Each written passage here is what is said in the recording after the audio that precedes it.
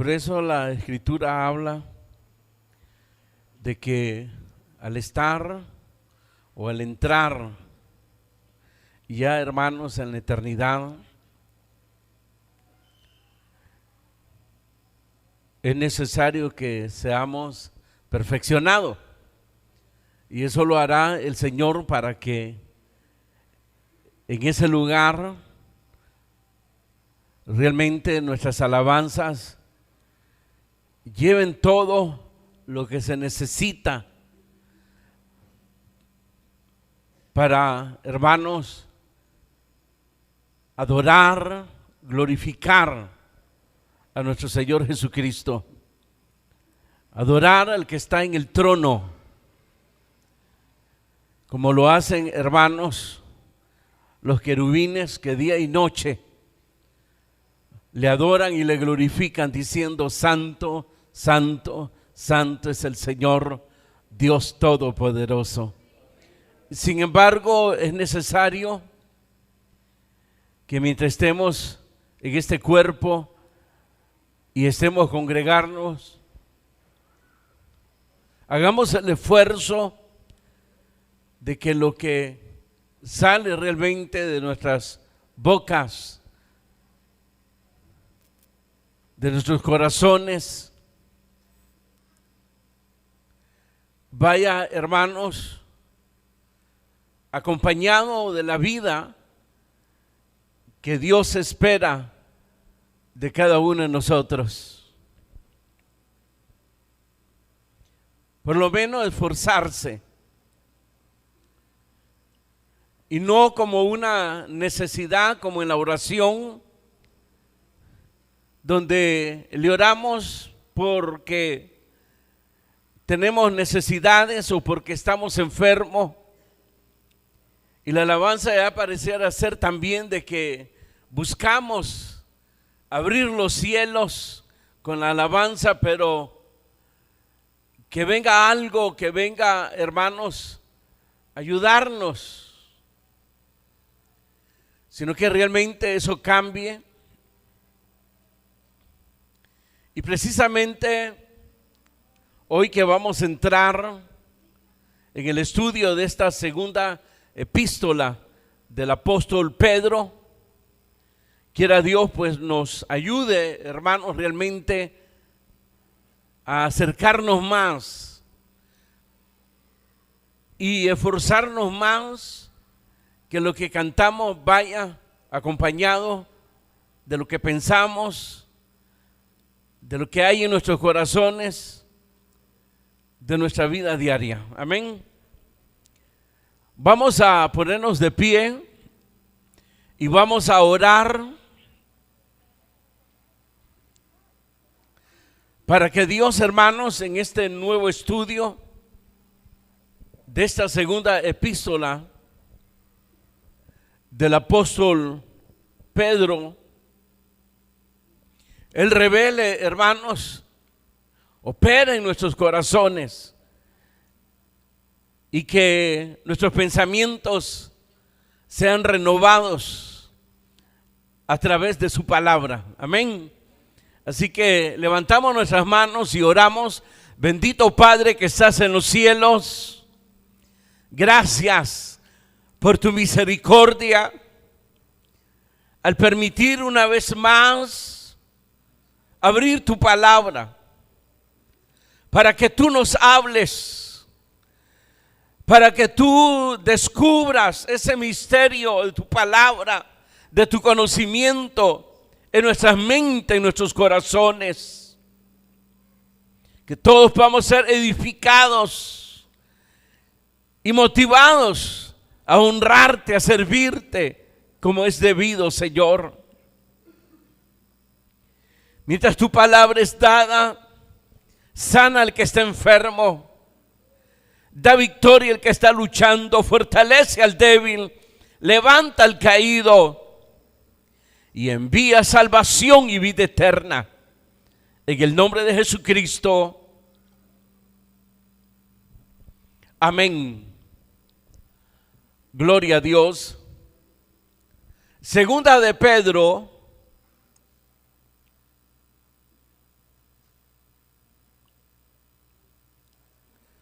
capítulo 1, verso 1 y el verso 2.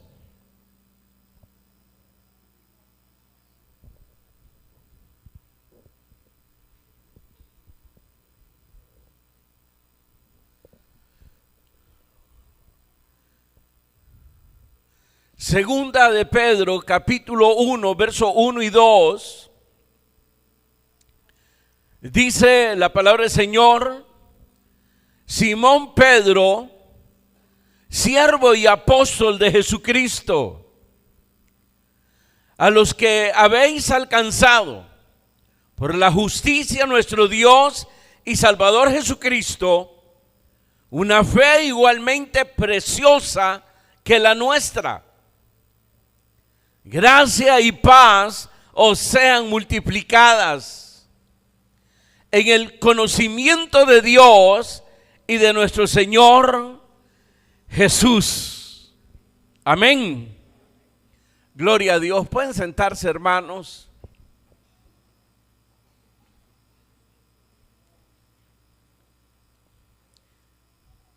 Según los estudiosos, ¿cómo que le llaman? ¿Cómo? Teólogos, que hoy es bien difícil creerles, pero vamos a creerles. Esta segunda carta del apóstol Pedro fue escrita 3 años después de la primera carta.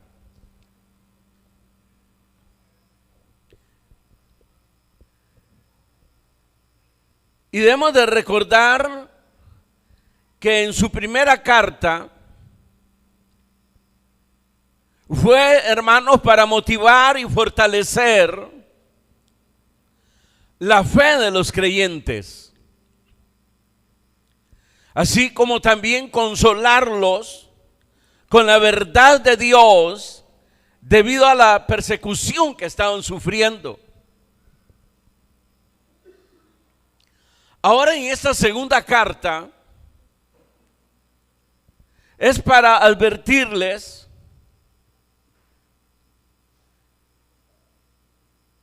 a estar alerta en el conocimiento, como dice aquí, de Dios y de nuestro Señor Jesucristo. Debido, hermanos, a que se levantarían falsos maestros o falsos profetas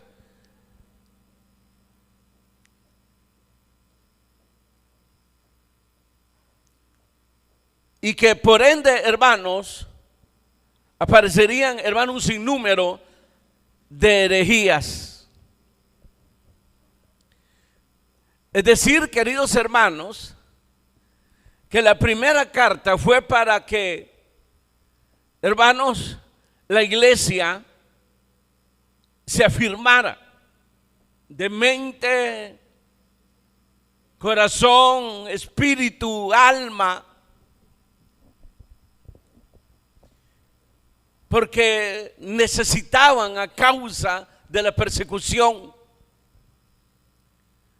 pero a la vez prepararlos para esta segunda carta, donde en su primer capítulo en sí pues continúa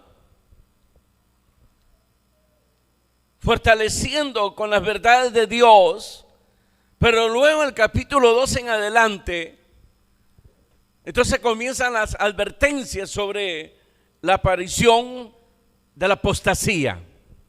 Es decir, falsos maestros, profetas, falsas enseñanzas. Entonces diríamos, hermanos, advertencia del peligro de buscar la complacencia y el acomodo.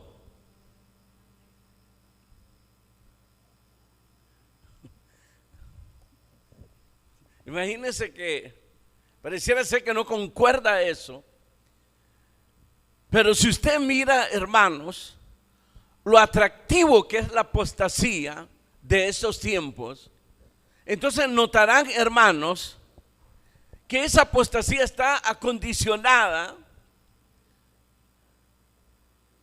a que la gente, y lamentablemente los mismos creyentes que posiblemente no se sienten bien donde están incómodos, entonces crean una necesidad de sentirse cómodos y de recibir aquella palabra que necesita, según ellos, el Espíritu. Pero más que todo, lo que necesitan es la complacencia de la carne. Y por eso el arrastre ha sido, hermano, tremendo hacia la apostasía. Porque son palabras que acomodan. Porque los ministros se han convertido prácticamente, hermano, en personas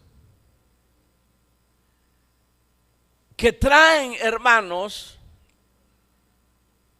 aquellas palabras que van a complacer la carne.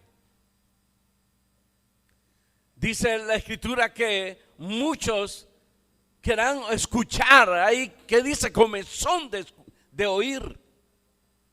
Pero una comezón en el sentido, hermanos, de buscar esa complacencia, de sentirse bien. Cuando la palabra de Dios, hermanos, no cabe, no da lugar a un llamado del creyente a que él venga y se sienta bien, que se sienta cómodo, sino que todo lo contrario,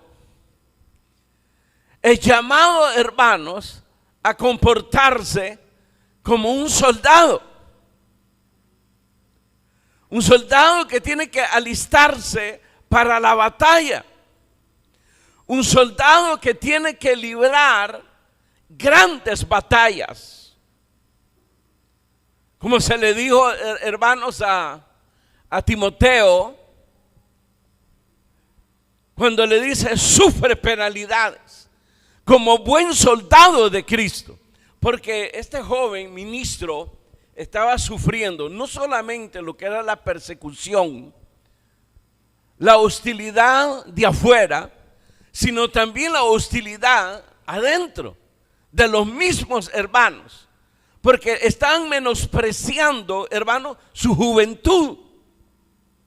En el sentido, pues, que él, hermanos, daba y traía el consejo de Dios, pero los pensamientos de los hombres eran que ese joven era un inexperto de la vida y que no tenía la capacidad para aconsejar. Y se estaban equivocando, porque Timoteo tenía la capacidad por la experiencia que había tenido en el Señor. Conocía al Señor, conocía la voluntad de Dios, el propósito de Dios, y tenía la capacidad de poder transmitir su experiencia con Dios, con Cristo, pero también el conocimiento de Dios. Diga gloria a Dios, hombre. Entonces, las herejías vienen por ahí. Cuando se crean cosas así, donde ya la persona ya no se siente cómoda. Entonces Pablo, hermanos, en vez de decirle, voy a reunir a los congregados que tú tienes ahí, a los adultos, los voy a reunir y los voy a aconsejar, pues, que te escuchen al pobre Timoteo, hombre. Algo va a salir de ahí para ayudarles a ustedes, pobrecito el chaval, denle oportunidad al cipote. No.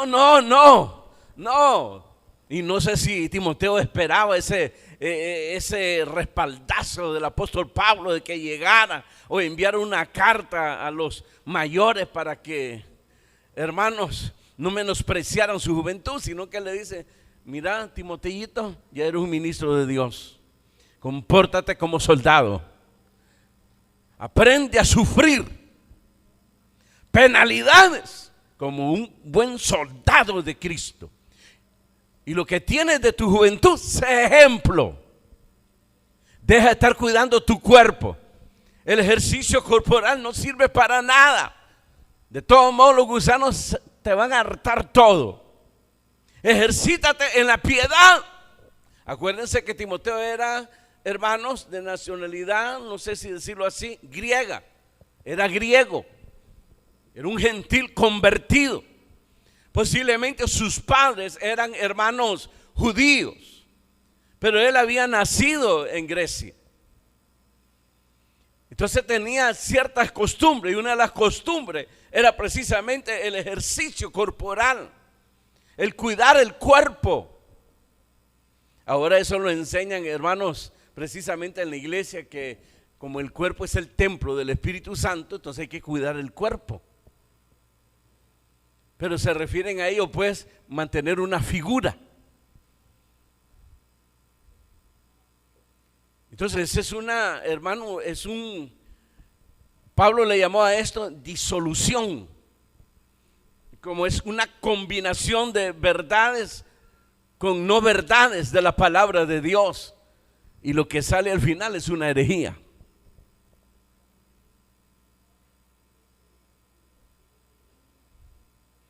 Pero la recomendación a Timoteo fue: mira, acuérdate de tu abuela. Así le dijo la abuelita o la madre de él, no sé quién de los dos, que te instruyó, porque fue instruido por ella. Hasta ahí sale el nombre de la madre o la abuela de él. Y de lo que has aprendido, manténlo. Y al mantenerlo, pues hay que crecer en ello. Esos son los consejos que estaba dando ahí. Entonces aquí Pedro lo mismo. Lo que hizo es fortalecer la fe en ellos. Lo que hizo fue consolarlos con la palabra de Dios.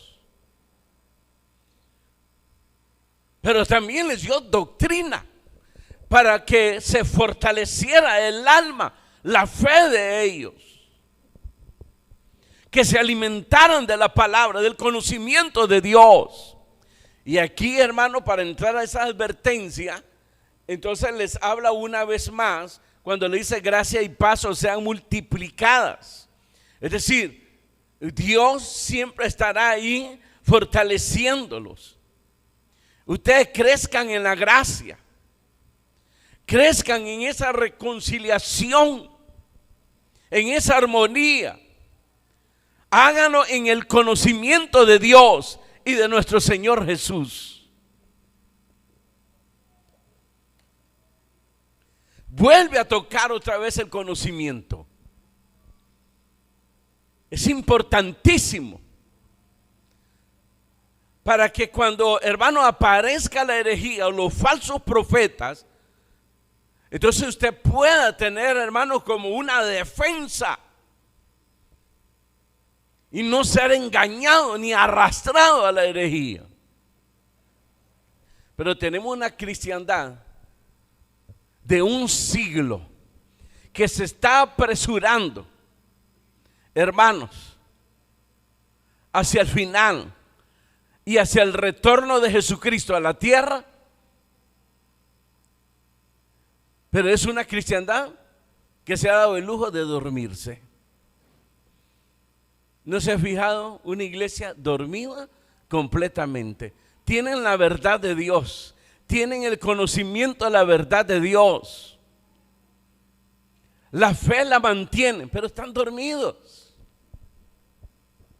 entretenidos en las vanidades del mundo, entretenidos en los afanes del mundo,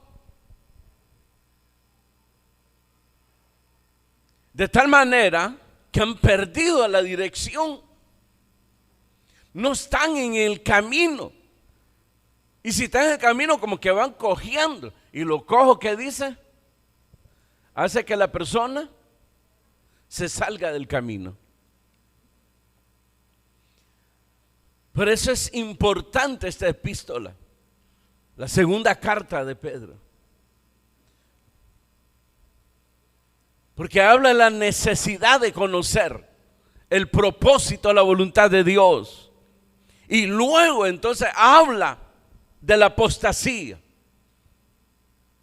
de los falsos maestros, falsos profetas, que iban a distorsionar, torcer la doctrina de Cristo, la palabra de Dios, como está sucediendo en estos tiempos y sucedió en esos tiempos.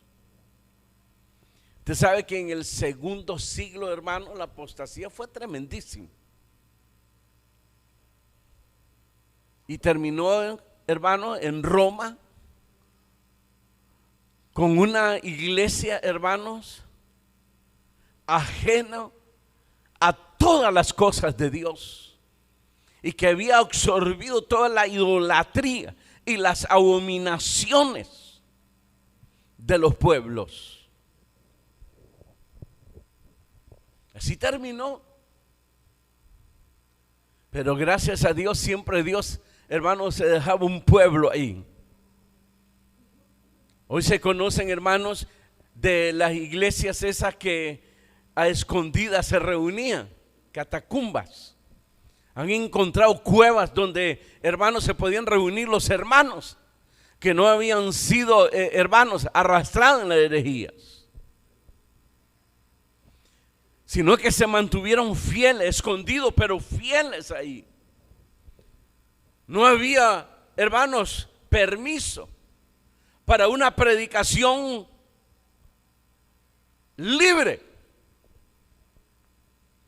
pero seguían trabajando hasta que apareció la Reforma y dio lugar a que la iglesia salieran, hermanos, de las catacumbas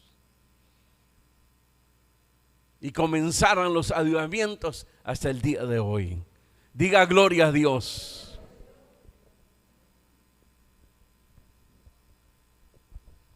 Entonces esta carta es para advertirnos, en primer lugar, a estar alertas en el conocimiento de Dios, de Cristo, para poder enfrentar los falsos maestros y las herejías. Y obviamente, como escribió en la primera carta, cuando dice que Satanás o el diablo, el adversario, anda como león rugiente buscando a quien devorar. Y obviamente que lo que logra el león, poniendo el ejemplo del devorador, de la bestia, que cuando tiene hambre va donde está la manada, pero no entra en la manada, sino que espera con paciencia para que uno se salga, se distraiga de la manada y así poderle caer encima y hartárselo. La estrategia de Satanás es esperar que el creyente esté vulnerable, como quiso aprovecharse a nuestro Señor Jesucristo. Esperó que llegara a último momento en su ayuno, 40 días, 40 noches, y cuando ya se escribe y tuvo hambre, entonces estaba vulnerable. Fue el momento que quiso aprovechar Satanás al ver a Jesús vulnerable. Y le dice: si eres hijo de Dios, manda que estas piedras se conviertan en pan. Imagine con el hambre que tenía. Imagínese usted un ayuno así, que se proponga un día, 2 días, si usted tiene hambre, y de repente se le diga: oye, has alcanzado tanto nivel espiritual que puedes decirle a esas piedras: conviértanlos en pan. y se convertirán en pan. Wow. Porque le comenzó a exigir el estómago. Hermanos, necesitaba alimento su cuerpo. Eso es lo que hace Satanás. Y en esos tiempos, una iglesia vulnerable, a causa que está distraída completamente por los afanes, las vanidades del mundo, y que busca la complacencia, sentirse bien, estar en un lugar donde se sienta bien cómodo, donde nadie le diga nada, donde no se le exija, donde no se le esté empujando. Entonces Satanás aprovecha y comienza la oveja a escuchar, como dijo el Señor Jesucristo, la voz del extraño. La voz del extraño. Es decir, el extraño es el falso maestro, el falso profeta. Ustedes son hijos de Dios, ustedes son hijas de Dios. Dios es el dueño de las riquezas, de los tesoros de este mundo, y se lo da solamente a sus hijos y a sus hijas. Ustedes son reyes, ustedes son reinas, ustedes son, bueno, ustedes princesas, ustedes serían, ya le iba a decir princesos, ¿qué serían? Príncipes.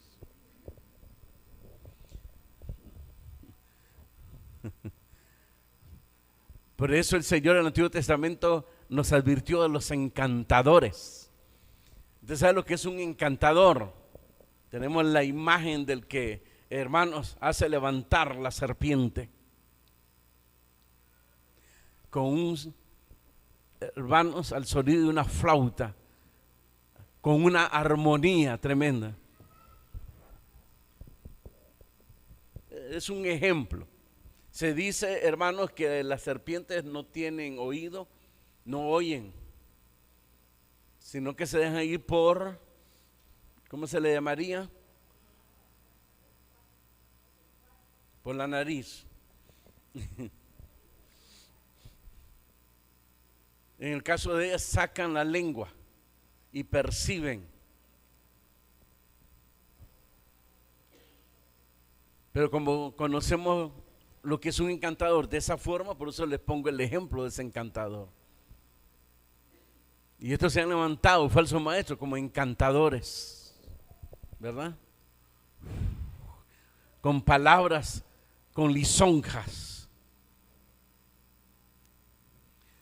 Porque eso es lo que ahorita, hermanos, como está vulnerable,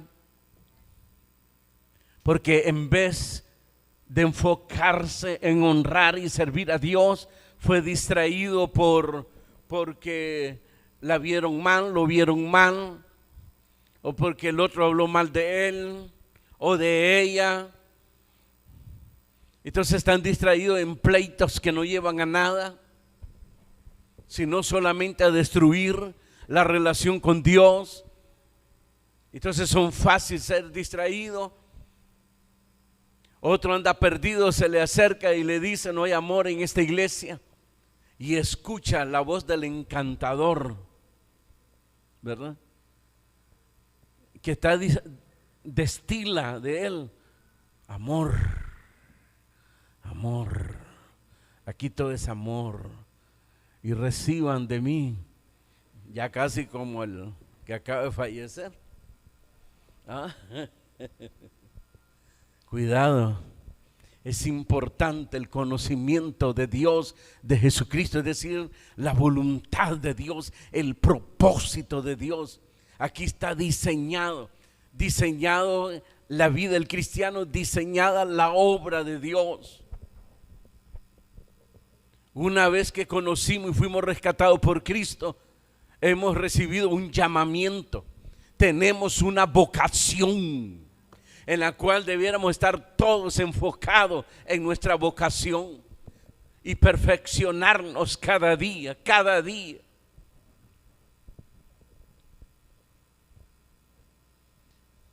Para poder, hermanos, enfrentar y poder tener discernimiento de lo que escuchamos. ¿Cuántos de ustedes ahora están, hermanos, encantados? Porque encantadores, no solo predicadores, también cantantes, que escuchan a tal cantante, varón o hembra. Y esas son las alabanzas de este tiempo, de encantadores así que no conocen a Cristo, que no conocen la voluntad de Dios. Y sus canciones son puramente eso, canciones que tocan la carne. Así de sencillo. Y usted cree que es un himno a Dios, se equivoca. Himno es, hermano, cuando la persona es inspirada por Dios. Bueno, tenemos uno de ellos, hermano, que fue inspirado por Dios y sacó un sinnúmero de himnos preciosísimos donde el Espíritu Santo se movía, pero fue arrastrado por los mismos encantadores y hoy es un encantador. Entonces esa misma inspiración se la llevó a la carne, le dio otra música, le puso otra forma de música y dio un concierto. Y ustedes, pastores, evangelistas, congregaciones, diciendo: qué clase, qué tremendo estuvo eso, mejor que lo anterior. ¿Cómo va a ser mejor? ¿Ah? Ponerle a los signos, hermanos, todo ese tipo de música, ¿cómo le llaman? Bachata. Así es bachata, ¿no? Gracias, hermano. ¿Ah? Él le quitó toda la inspiración, él mismo. Hay cantantes, hermanos, que en vez que se las arruine otro, ellos mismos se encargan de arruinarlas mejor en la vida particular. Yo no sé si se han fijado en eso. Antes que aquel me la arruine, mejor lo arruino yo mismo, ¿verdad? Entonces eso es lo que han hecho. Pero no es que estén pensando, sino que ellos creen que ahora es mejor. Viene una persona que ha sido encantada, viene a esta congregación o una congregación donde se mueve el Espíritu todavía y dice: qué triste alaban, qué triste. ¿Y por qué alaban así? Qué triste, qué terrible aquí está muerto, dice. Y lo que no sabe que el muerto es él o ella, porque ya no percibe el Espíritu Santo. Él quiere mover de carne, ¿verdad? Por eso usan palabra pasión. Pasión. Ahora ya no es el llamado precisamente, hermanos, a fortalecerse, a esforzarse, sino que los llamados ahora son tener pasión por Cristo. Eso viene de la carne.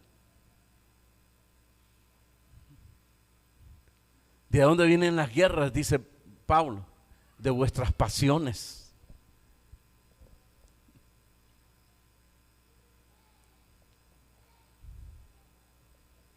Entonces tenemos aquí, hermanos, fíjense lo que dice Pedro. Se identifica a Pedro, siervo y apóstol de Jesucristo. La carta va dirigida a quienes: a los que habéis alcanzado por la justicia de Dios y Salvador Jesucristo una fe igualmente preciosa que la nuestra. A ellos va dirigido esta carta, a los que han alcanzado una fe igualmente preciosa que la nuestra. Es decir, la fe que Dios dio a la iglesia primitiva es la misma fe que permanece hasta los tiempos de hoy en aquellos que realmente han creído en Cristo y que le son fieles a Dios. Es la misma fe, no ha variado. La fe de los apóstoles que recibieron, la transmitieron en la iglesia primitiva. La iglesia primitiva al mundo, donde gentiles conocieron a Cristo. No hizo Dios ninguna diferencia. Es la misma fe. ¿En qué? En el conocimiento de Dios. Es decir, el conocimiento del propósito y de la voluntad de Dios. Que es ahí donde nosotros debemos de ajustar nuestra vida diaria, de acuerdo a la voluntad de Dios y de acuerdo al propósito de Dios. Precisamente, hermanos, este capítulo 1, ante la aparición de la apostasía, Pedro habla de la necesidad que el cristiano y la iglesia de Cristo en sí, primero, no olvide su nueva vida y su nueva naturaleza. Eso usted lo puede ver del verso 3, capítulo 1, verso 3 hasta el 15. Luego, hermanos, la evidencia de la verdad de Dios experimentada en sus propias vidas. Es decir, Él les está poniendo dos fundamentos. Dos fundamentos. No se olviden de vuestra naturaleza nueva. Y no se olviden de la experiencia con Dios a través de Jesucristo, su conversión, como un fundamento, como una roca inconmovible, donde debemos de estar parados todos. Y aunque escuchemos, hermanos, palabras atractivas, poder discernir las que no vienen de Dios.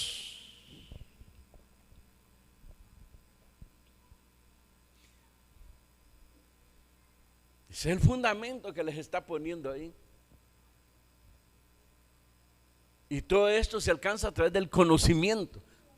Una vez el conocimiento del propósito y la voluntad de Dios, donde se revela nuestra naturaleza por la gracia de Dios, nuestra nueva naturaleza espiritual, y que somos hijos de Dios, pero también testigos presenciales de la gloria de Cristo. Cuando Él vino a nuestras vidas, solo Él pudo cambiar nuestra vida, transformar nuestra vida. ¿En qué sentido? Transformó nuestros pensamientos y las intenciones de nuestros corazones. Cosa, hermano, que debe estarse cada día, como dice Pablo en otra epístola, renovando nuestra mente, es decir, nuestros pensamientos, y desechando lo anterior, el viejo hombre, la vieja levadura, para estar firme y ante el peligro inminente de la apostasía. Capítulo 2. Ahí habla de la distorsión de la verdad de Dios al aparecer la apostasía de los hombres. Aquí les llama falsos profetas, falsos maestros, es decir, hombres perversos. Pablo dijo, y hablarán perversidades. Hombres, hermanos,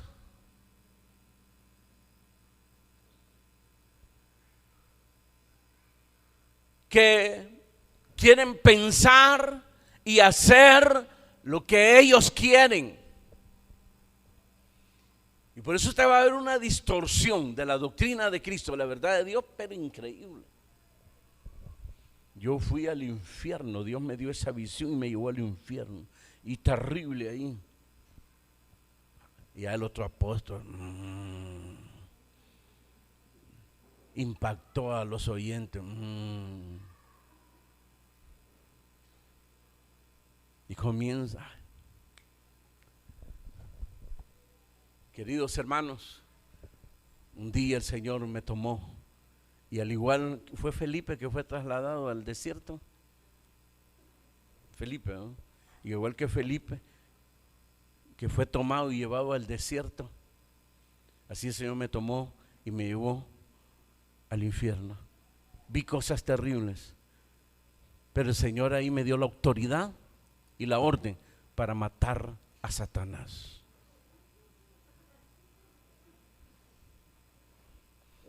Ya el otro ahí,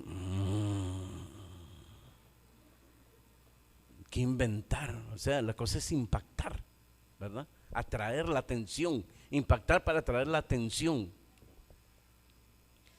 Aparece otro y dice: hermanos, tuve una visión tremenda. Me llevó a los tiempos antiguos y me puso sobre un monte. Y le dije: Señor, ¿qué es este monte? ¿Verdad? Y para que no estén pensando mal, no era ni marihuana ni nada de eso, sino monte de cerro, un cerro grande. Y de repente una zarza que ardía. Y el Señor me dijo: acércate, pero quítate los zapatos porque el lugar que estás pisando es santo. Y me quité los zapatos y me acerqué y vi una vara. Y esa vara, Señor, esa vara es la que con la que garroteaba a las culebras y a los fieras que se acercaban a las ovejas cuando era pastor Moisés. Pero después se la di para que con esa vara liberara a mi pueblo. Quiero que la tomes, la aprecies bien, porque quiero que hagas el mismo diseño de esa vara. Hazlo tal como fue la vara de Moisés y dáselo al pueblo, a los ministros. Y como hoy está cara la madera, un precio de unos $1,000 cada vara, porque quiero bendecirte, hijo. Y aquí están el montón de varas. Pueden pasar, pasen los que creen a la visión de la vara. Y todo el mundo agarró la vara. O sea, la vara pues, y la compraron. Da risa. Da risa. Pero Pablo dijo: hablarán cosas perversas, lobos que no tendrán misericordia, piedad de las ovejas, que los están arrastrando a la perdición eterna al apartarlos de la verdad de Dios. Eso es lo que usted debe percatarse. No es asunto de sentirse cómodo, no es asunto de buscar complacencia, no es asunto de que todo te vaya maravilloso, todo lo contrario. La vida cristiana es una vida difícil, es una vida de hostilidad por la obra que tú estás realizando. Y por eso Jesús dijo: si a mí me aborrecieron, los van a aborrecer también a vosotros. Fuimos llamados para ser soldados de Cristo, para librar esa batalla de fe, de fe. Entonces habla la distorsión de la verdad de Dios, la apostasía de los hombres en pensar en hacer lo que ellos quieren. Entonces necesitan torcer las escrituras para encajar las perversidades que ellos hablan. Torcer las escrituras, torcer los principios de Dios. Ese es el problema de ahora. ¿Por qué piensan ustedes que ahora están negando el rapto de la iglesia? ¿Por qué creen que lo están negando? ¿Ah? Niegan el rapto, pero creen en la segunda venida de Cristo. Es decir, tomaron el mismo pensamiento de la apostasía antigua. De solamente creer en la segunda venida de Cristo. ¿Para qué? Pues la segunda venida de Cristo, hermanos, ellos acomodan la doctrina diciendo que Dios vino y Jesús estableció el reino en la tierra. Y por eso nos constituyó a nosotros reyes, príncipes, sacerdotes, real sacerdote. Y estamos aquí construyendo el reino. Y cuando aparezca el Señor Jesucristo, que no creen, pero lo predican, la segunda venida de Cristo, entonces a Él le vamos a entregar el poder. Eso es lo que decía la primera apostasía, la antigua. Y ahora ellos lo han tomado. Y para poderlo establecer tienen que quitar lo que le estorbaba, el rapto de la iglesia. Y distorsionar y negar, hermanos, que habrá un rapto de la iglesia. Y decir, hermano, a todo mundo y predicarlo, hermano, en viento en popa, como dice, de que eso fue un pensamiento de hace pocos años. Eso sucedió hace como en los 1800, una iglesia bautista que comenzó a hablar del rapto de la iglesia, cuando en las escrituras, hermanos, más de 2000 años se estableció el rapto de la iglesia. Y así como hubo figuras de Cristo en el Antiguo Testamento, de lo que Él era el Mesías y es el Mesías, así también hubo figuras del rapto de la iglesia, desde los principios de la creación. Cuando se habla de un hombre que caminó con Dios, y como caminó con Dios, fue llevado por Dios. ¿Quién fue? Enoc. Eso es rapto, fue llevado. La acción es la misma, la palabra puede ser diferente, la acción es la misma. En los tiempos de los reyes, de los profetas, Dios se lleva, hermanos, a Elías ante los ojos de Eliseo.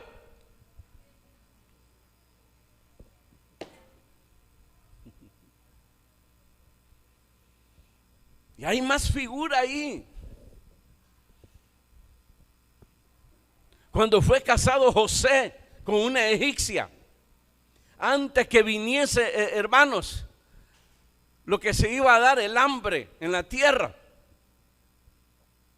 contrajo matrimonio, lo tuvieron que casar, y dice que se le llevó a sus palacios. Es una figura de la iglesia gentil. Y que antes que vinieran los tiempos de hambre, que le llaman las vacas flacas, entonces agarra a la gentil y se la lleva a sus palacios. José fue una figura de nuestro Señor Jesucristo. Fue aborrecido por sus hermanos, desechado por sus hermanos, vendido por sus hermanos. Y usted va a encontrar, hermano, en las Escrituras. Pero ahora se niega porque hay que acomodar lo que ellos quieren establecer. Y si nosotros leemos en Apocalipsis, que a quién se le está entregando el poder, no es a Cristo, sino al anticristo. Ahí usted lo puede leer en el capítulo 13 de Apocalipsis, que entregaron todo su poder y autoridad a la bestia, no a Cristo. Con Cristo fue todo lo contrario. Se unieron todos, la religiosidad con el mundo, y se prepararon para enfrentar a Cristo y quererlo derrotar y destruir. Que fue cuando, hermanos, se habla de la segunda venida de Cristo. Lea el libro de Apocalipsis. Amén. Y precisamente el capítulo 3 nos habla de la segunda venida de Cristo. Y fíjense cómo es el asunto. Vuelve a tocar el tema de la apostasía. Aquí le llaman burladores.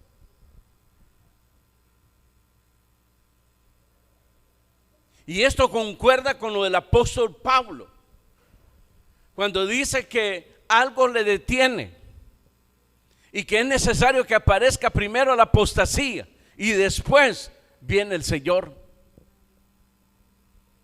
Entonces, previo o después de la apostasía Entonces habla de la venida de Cristo, es decir, la segunda venida de Cristo, porque habla de juicios ahí. Todo eso lo vamos a estar estudiando. La venida de Cristo posterior a la apostasía, trayendo, hermanos, con él el juicio para acabar con la maldad de este mundo, como lo miramos en Apocalipsis capítulo 9 o 11, perdón, cuando aparece nuestro Señor Jesucristo.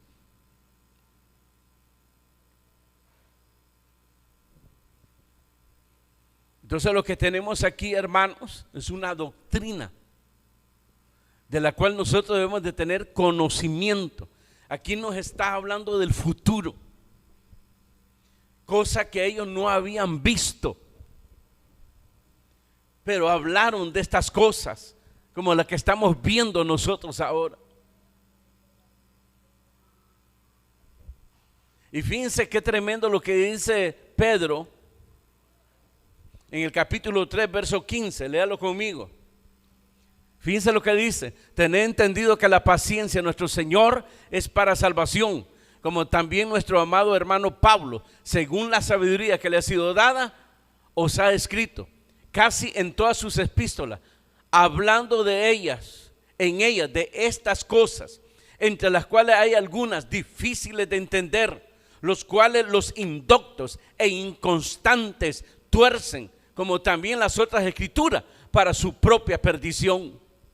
Así que vosotros, amados, sabiéndolo de antemano, guardaos, no sea que arrastrados por el error de los inicuos, caigáis de vuestra firmeza. Antes bien, creced en la gracia y el conocimiento de nuestro Señor y Salvador Jesucristo. A Él sea la gloria, honra y hasta el día de la eternidad. Amén. Da gloria a Dios. Es un compendio lo que nos presenta aquí Pedro. Él había leído los escritos de Pablo y no difieren, no se contradicen. Es necesario la apostasía y luego aparecerá la señal, es decir, la venida de Cristo.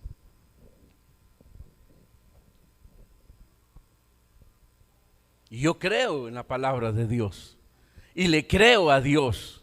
Es el cristiano como que está actuando y está llevando su vida y como que no cree en las escrituras. Y así está en esto. Bueno, pues si para mientras Él viene, y si por casualidad aparece, y si es verdad que Él viene, nosotros establecemos el reino aquí y nos hacemos reyes, ¿verdad? Y si ya reinando aparece, pues entonces aquí está. Pues. No es así la onda. No fuimos, hermanos, llamados. Nuestra vocación no es establecer ningún reino en esta tierra. Es rescatar las almas, hablarles del evangelio, que Jesucristo vino, hermanos, para librarnos del pecado. En la cruz murió, su muerte fue expiatoria, es decir, para liberarnos del pecado y darnos la vida eterna. Hablar de la muerte de Cristo para salvación y hablar de la resurrección de Cristo para hablar de la eternidad, la promesa fiel de Dios. ¿Le cree usted a Dios? ¿O ya no cree en esto? Mire, yo le creo a Dios, pero creer estas cosas, hermano, y entonces está siendo mentiroso a Dios. ¿Qué es la Biblia? ¿Ah? La palabra de Dios. ¿Y entonces? ¿En qué quedamos? Quiera Dios, hermanos, quiera Dios que pongamos atención a esta epístola.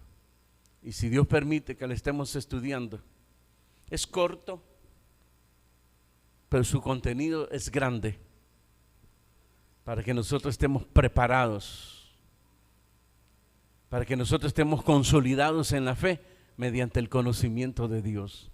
Es necesario el conocimiento de Dios.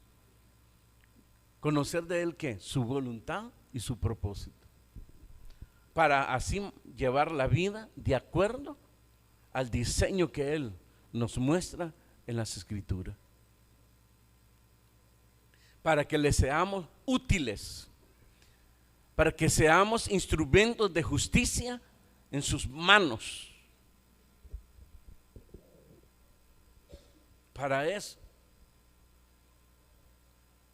Y cuando aparezca, como dijo Pablo o el mismo Pedro, el príncipe de los pastores, podamos, hermanos, decir como iglesia, como creyente, como cristiano: misión cumplida. Miren, cuando habla Pablo de su próxima muerte, fue decapitado, pero antes de morir, él dice: estoy próximo a morir, pero he guardado la fe. He peleado la buena batalla de la fe, por lo tanto me espera una corona. Y no solo a mí, sino también a aquellos que han creído en el Señor Jesucristo. Pedro aquí habla también de su partida, otro mártir de la iglesia, y habla de su partida. Entonces, ante su inminente partida, quiso dejar sentado esta advertencia, porque ni Pablo ni él, hermano, iban a estar cuando se diera esa embestida de la apostasía. Pero sí, Dios permitió, al inspirarlo, dejarnos su palabra escrita,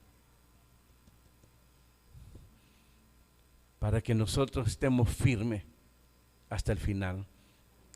Y con esto finalizo. Jesús le dijo a una de las iglesias: retén lo que tiene y sé fiel hasta la muerte, y yo te libraré